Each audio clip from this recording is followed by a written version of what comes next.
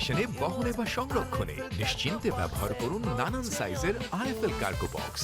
জায়গা হিউজ, অনেক ইউজ।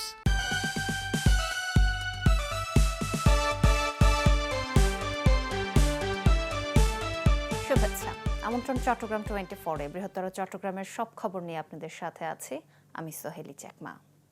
ভিগো ওয়্যারগার্ড প্রয়োজন মতো বাঁকানো যায়, অধিক চাপেও ভাঙে না। ভিগো। চট্টগ্রামে বেহাত হাজার কোটি টাকার জমি নিয়ে বেশ নড়েচড়ে বসেছে সরকার। নানা পদক্ষেপ নিয়েছে বিভাগীয় কমিশনার কার্যালয়। এসব জমি নিয়ে যে মামলায় ইতোমধ্যে আদেশ হয়েছে আদালতে, সে মামলায় আপিল করার নির্দেশ দেওয়া হয়েছে জেলা প্রশাসককে। এজন্য বিভাগীয় কমিশনারের কার্যালয় থেকে তাকে চিঠি দেওয়া হয়েছে। বলা হয়েছে চূড়ান্ত আপিল পর্যন্ত সরকারের প্রতিদ্বন্দ্বিতা নিশ্চিত করতে। এছাড়া 178টি নামজারি নিয়ে চাঁদগাঁও জোনের তৎকালীন সহকারী কমিশনার ইউসুফ হাসানকে শোকজ করা হয়েছে। ইউসুফ বর্তমানে নোয়াখালীতে কর্মরত। নগরীর হিলভিউ আবাসিক এলাকায় সরকারি জমি ব্যক্তি মালিকানায় দেয়া নিয়ে গেল শনিবার সংবাদ প্রচার করে চ্যানেল 24। এ নিয়ে তোলপাড় সৃষ্টি হয় প্রশাসনে। চট্টগ্রামের পতেঙ্গায় গৃহবধূ ফেরদৌসী আক্তার হত্যা মামলার মূল হোতা দেবর রনি এবং 3 নম্বর আসামি সোলাইমানকে গ্রেফতার করেছে পুলিশ। রোববার রাতে পতেঙ্গার চরিহালদা মোড় থেকে তাদের গ্রেফতার করা হয়। গেল 13 জুলাই রান্নাঘরে নিয়ে ফেরদৌসী আক্তারের সাথে শ্বশুর বাড়ির লোকজনের ঝগড়া হয়। এ সময় ভাসুর দেবর এবং শাশুড়ি সহ সবাই মিলে নির্যাতন চালায় ফেরদৌসী আক্তারের ওপর। এক পর্যায়ে দেবর রনি উপর ঝুপড়ে ছুরিকাঘাত করলে প্রাণ যায় ফেরদৌসী আক্তারের। নিহতের ভাই মামুন এ ঘটনায় পতেঙ্গা থানায় হত্যা মামলা দায়ের করেছে।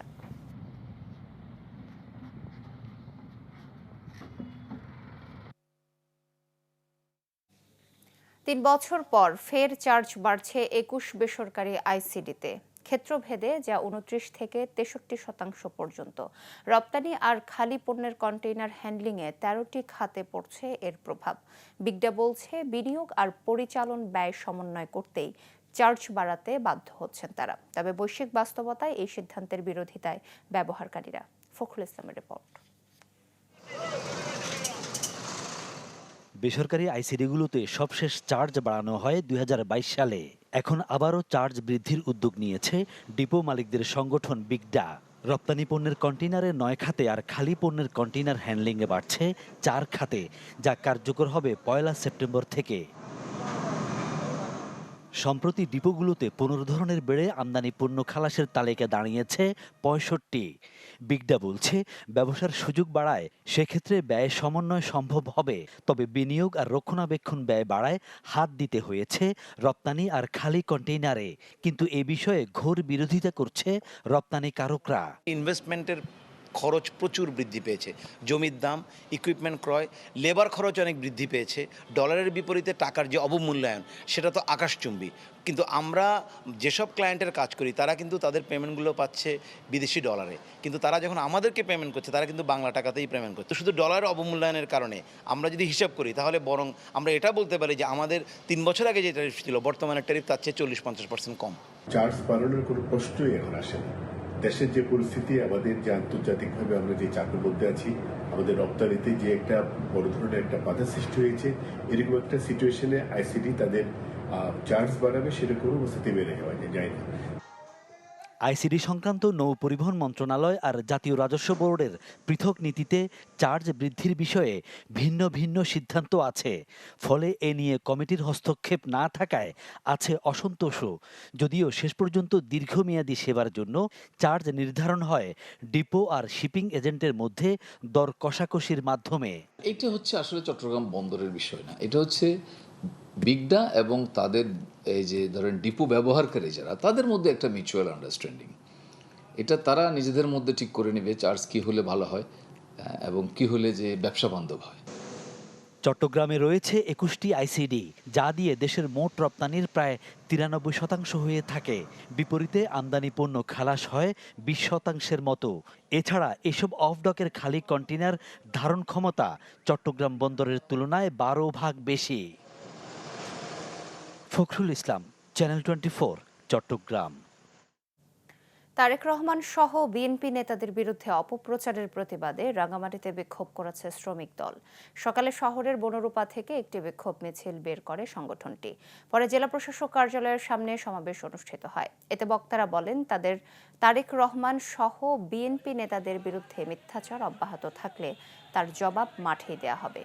সংস্কারের নামে সরকার নির্বাচন পেছানোর পাঁয়তারা করছে উল্লেখ করে নেতারা বলেন, দেশ নিয়ে করা সব ষড়যন্ত্র মোকাবেলায় সকলকে সজাগ থাকতে হবে।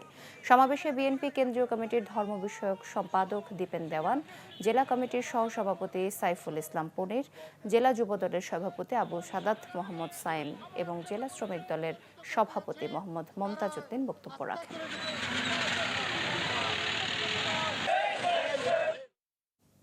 সংবাদের পর্যায়ে নিচ্ছি বিরতি, ফিরছি একটু পর, সাথে থাকুন।